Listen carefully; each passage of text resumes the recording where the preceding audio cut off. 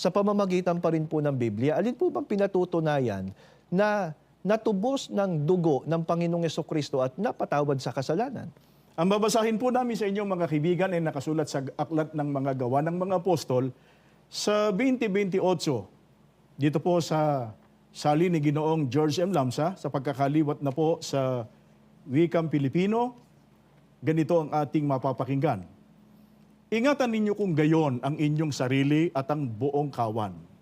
Narito'y hinirang kayo ng Espiritu Santo ng mga katiwala upang pakanin ang iglesia ni Kristo na binili niya ng kanyang dugo.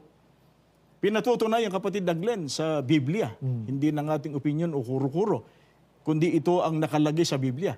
Na ang tinubos ng mahalagang dugo ng ating Panginoon Jesucristo ay ang iglesia ni Kristo. Kaya para po ang tao ay masakop din ng pagtubos ng Panginoong Jesucristo ng kanyang dugo. Para ang tao ay mapatawad sa kasalanan at maligtas, kailangan po nasa loob siya ng iglesia. Hindi po ba't yan nga ang isa sa mga aral ng ating Panginoong Diyos na ipinangaral at itinuro ng kanyang mga sugo? Yan din po ang aral na itinuro ng kapatid na Felix Manalo at yan pa rin po ang aral na patuloy na itinataguyod ng kasalukuyang tagapamahalang pangkalahatan ng iglesia, ang kapatid na Eduardo V. Manalo.